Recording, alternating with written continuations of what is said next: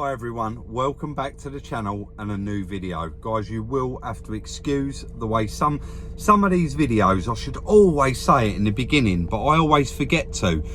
I could record one bit on a Monday and the next bit wouldn't be till Friday, and then we wouldn't finish the video till the week after. So it does get a little bit confusing for me sometimes. Let me turn this engine off. So I've got quite a lot of messages on Instagram to catch up with after the Turkey trip. And somebody's offered me a nice little Audi A3. We've negotiated a price. I've bought it as is, where is. Even if I turned up there and the car had flat tyres and it didn't drive, I have slapped the man's hand, so to speak, over the phone. Also, just quickly, I do want to add, it's always worth watching the video till the end. The little Volkswagen Caddy, I did say right at the end of the video, it's not for sale until it's for sale. It goes on Instagram, and by no means am I moaning to anybody. I know a lot of people are anxious to get that van, but nothing's for sale until it's for sale. And as you know, we plugged it in, it had a fault. I actually drove that van, drove it quite hard, went on quite a journey with it, and it come back with one fault, and it was fuel temperature sensor. So I ordered a new one and put that in there to get that done. So soon as the cars are available, I will always list them on Instagram. They will never ever be available beforehand. And the people that send me offers over what we asked, I just wouldn't do it to you, and I wouldn't do it to anybody else. So let's stop talking, let's head off and go and pick up this Audi, and of course have a look around it and see what we've bought. Just before we do head off today, guys, I want to say a massive thank you to today's sponsor, which is White Food. As you know, I do use these quite a lot. It contains 26 of your natural vitamins and minerals you do need. It's stacked with protein, and as I'm out on the road today, this is an ideal meal replacement. This is not a diet drink by any means. It is a meal replacement, and this bottle contains everything you're going to need to keep you going while you're on the go. There's various different flavours, and also these really good starter kits to try out before you take the plunge. So just to name a couple of the flavours, we've got classic cocoa there, smooth vanilla, crazy coconut, my personal favourite cold brew coffee, which I'll be having in a moment, and happy banana. So guys, I want to say a massive thank you to today's sponsor, Y Food, for sponsoring this video. To get 10% off on your first order, use the link in the description and give them a go. Let's head off and get going. As usual, we are going to quickly check this car. So I've punched the reg into car vertical, mileage okay, theft okay, accidents. So the chap that's selling me this car didn't actually mention any accidents at all. So if we scroll a little bit further down, it will actually tell us here, oh, it's actually been involved in 2 accidents, this vehicle. So you can see 2 separate accounts there. This check was performed in all of these countries. Let's have a look at the dates. Oh, here we go. So written off. This vehicle was written off on the 1st of the 4th, 2017, and on the 1st of the 8th, 2018. So he did say it's got quite a lot of marks around it, but there was no mention of it being written off twice. Like I said, I will stand on to any vehicle I've bought, and you know, I did actually purchase this vehicle before performing the check, which is a big no-no. You should always do it first. If we scroll a little bit further down, there's a valuation there, but I'm not actually going to pay any attention to that, obviously, because it has been written off twice. Guys, right at the bottom of this check, there is 9 helpful tips and tricks when you're purchasing a vehicle that you can go through. So check the colour of the exhaust smoke, check the brakes, rotors, etc, etc. So to get 10% off your check from Car Vertical, use the link in the description. Let's move on. Guys, I'm here with Scott. It's actually his sister's car. Sister-in-law? My wife's cousin. Your sister-in-law, sort of. Kind of. Yeah, basically it's her family member, and it's on the granddad's driveway, and they just want it gone. It's been sat here for quite a while. It does look, to be fair, quite a nice car. You can see it has been sat here for a while. The tyres are a little bit flat, but got quite a lot of marks and stuff around it. It actually looks like at some point, I mean, it's rude to say, but someone's tried attacking it, because stones haven't done this, have they? It's a screwdriver or a hammer or something along them lines. Got the fuel cap missing, but actually looks all right. I'm not going to hang around too much because I am on the people's driveway. So what I'll probably do is just load it straight on the truck. Scott has just given me a jump start, got it going because the battery was dead. So I'll load it on and then we'll have a proper look at it when we get back to the yard. I've actually, it's the next morning, but I've come straight down to Kent Auto Salvage, because what I did notice is I left it running all the way home and it had probably 6 or 7 warning lights on the dashboard, and I thought I'll let the battery charge up. So I left it running all the way home with the heater on. Excuse me. There wasn't any issues. It's a little bit bent out there. It's going to want straightening up. There wasn't any issues. Didn't overheat or anything like that. But as soon as I turned it off, nothing again. So the battery's obviously toast. I've come down here, going to chuck a second-hand battery on it, give it half a chance. At least then we can actually plug it in, do some checks. There's another dig in it there, and actually see there's quite a lot of little marks around it. We couldn't get right round it where we was, but I'm sure it'll be fine. Let's get the bonnet open and get that battery swapped out on it. Wrong side for the catch, isn't it? No, there it is. Let's do it.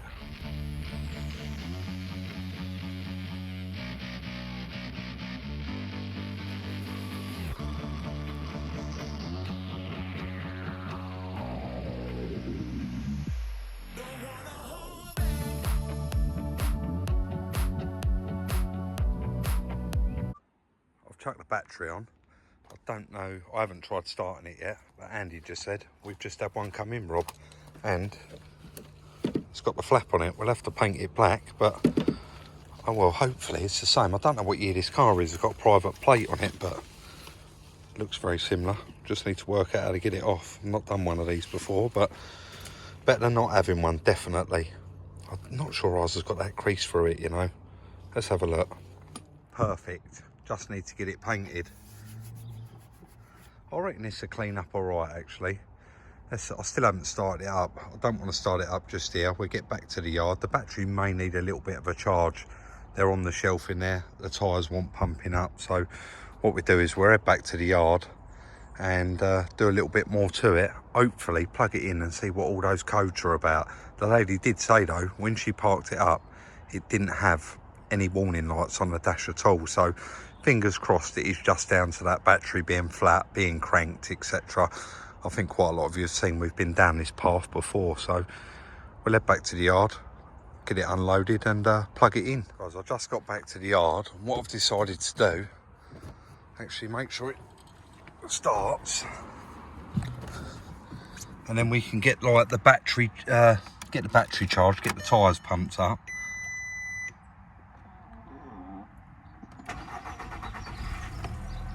Oh, well, it started up. That's a good sign. What we got there? Brake pad warning light, fuel light, doors open, traction control, steering, and seat belt. 75,994 miles. It's had an aftermarket stereo in it, Kenwood, quite nice. With camera, that's nice. And yeah, it's got quite a bit of history in that with it as well. Yeah, I'll let that charge up, and what I'll actually do,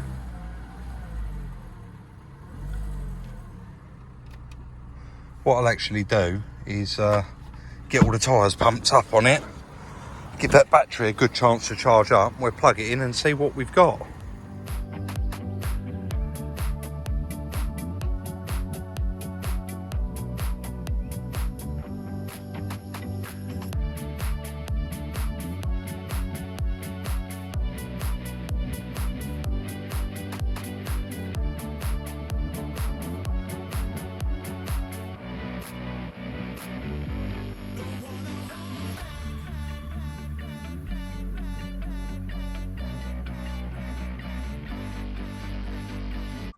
Guys, let me just do this window up actually. I only pumped up one of the tyres, the one that was really low.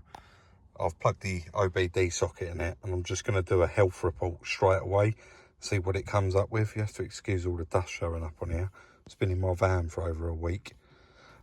This may take quite a while, so I may have to cut in, cut back out, but you can see all the clocks are going crazy. That ABS light actually went off when I reversed it off the back. Brakes, got one fault there. Central electronics, 5 faults. Parking assistance. Now I do keep seeing that flash, so there is a good chance that there is a fault with that as well. It's quite a nice stereo, that. Yeah, there's a lot of faults on here. Dashboard, steering column electronics. Now that had the steering light up, didn't it? Door electric driver's side. You know, each of these doors has probably got its own module now. It's crazy. We had all this with the previous Evoque that that I had. 85%. So normally I'd cut and then cut back in, but it has gone reasonably quick today. So he says, and then it slows right down. That's quite a lot there already, isn't it? I'm not sure if you can look into these whilst it's loading, possibly not. The other thing is, guys, everyone always says, Rob, what computer is that you're using? And do you know what? I do always put the link for it in the description, but I just forget to mention it. So there will be a link for this in the description. Now me and Chris have got it, we couldn't be without it. So I'm going to go a little bit in depth because you all told me off before. So brakes, what we got?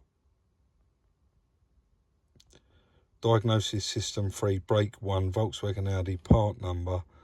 It's only giving me the part number there, not the fault. I'll read DTCs. Vehicle voltage, there, right, so okay, we know what that is. We know that that's the flat battery. Hopefully we can get back. Central electronics.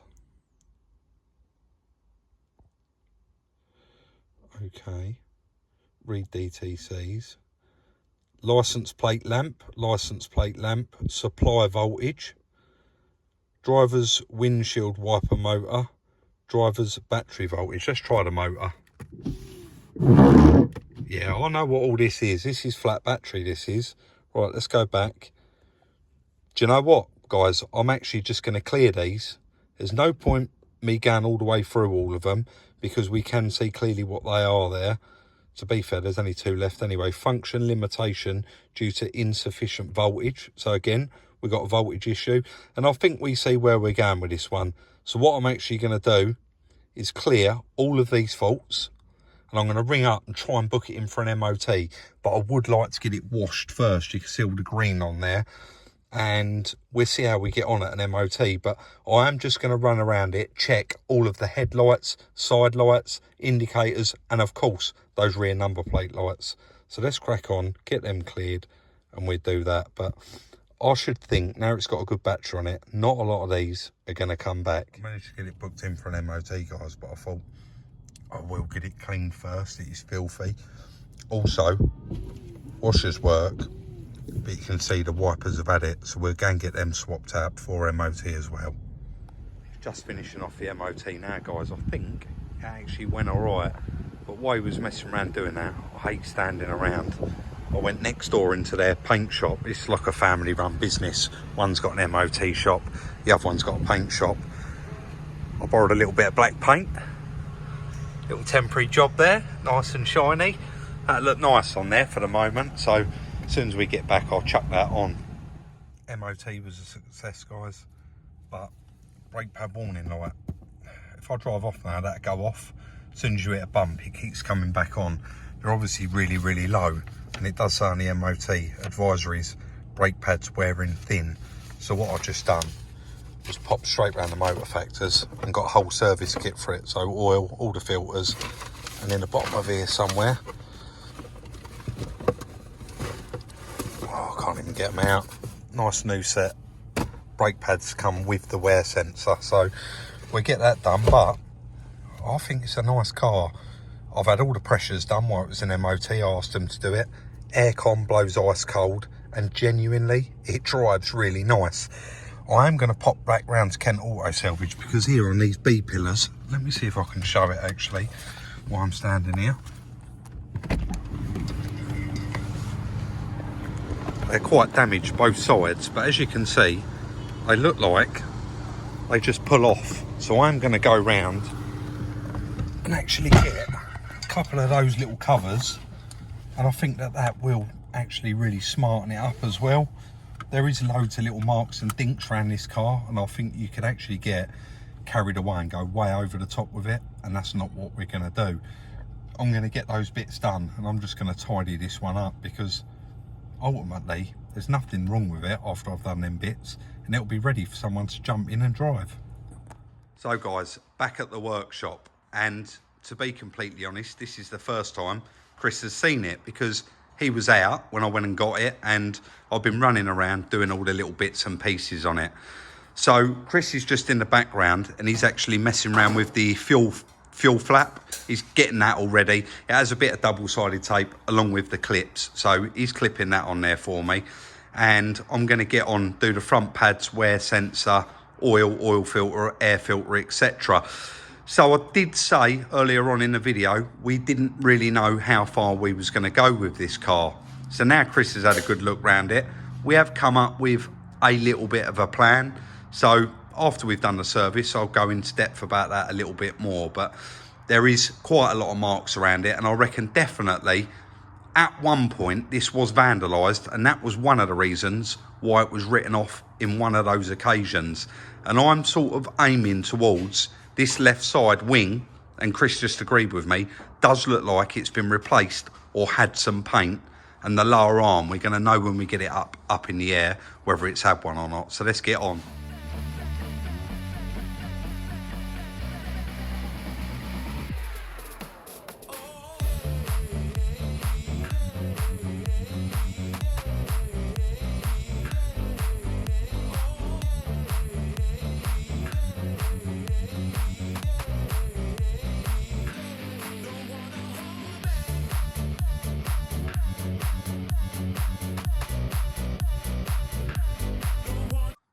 Actually does all look okay underneath. I can't see any lower arms that have been replaced or anything like that, so I guess it is just going to be a bit of a mystery. But I am going to crack on. Sorry guys, just put my gloves on. I am going to crack on and get the oil and filter done. I'll change the air filter there. You probably saw in that little bit of time lapse it wasn't even that bad.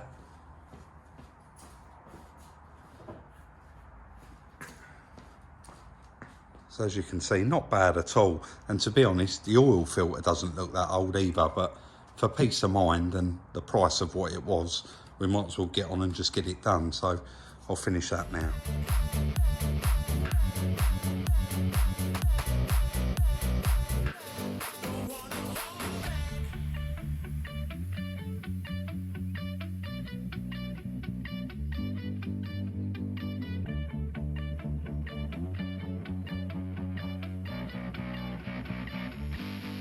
Guys, my battery died there on my phone. I didn't even realise. So you probably just about see through there. Nice new front brake pads. That was the wear sensor, and the plug had actually snapped off. And again, same on this side. So it's got nice new pads. Put that oil filter in there. See it there, black one. It had a white one on it. I'm now going to get it down, put the oil in it, and mechanically, I think it's that side of it done.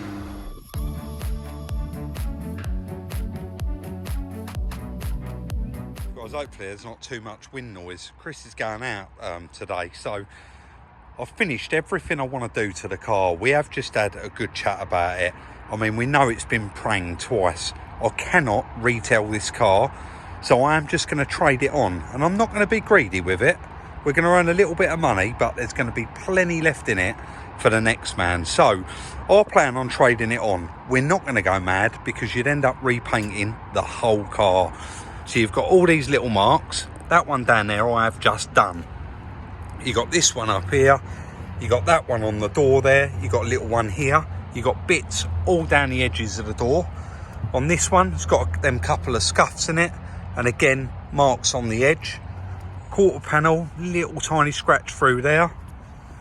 Back bumper, lots and lots of little scratches everywhere. Moving round, yeah, you see. This quarter, it was actually quite, oh no, it's not. It's probably the worst one. So you've got that one there, and the paint's gone. And you've got that bit there, and the paint's gone. Again, on the back door, you've got a scuff on it there.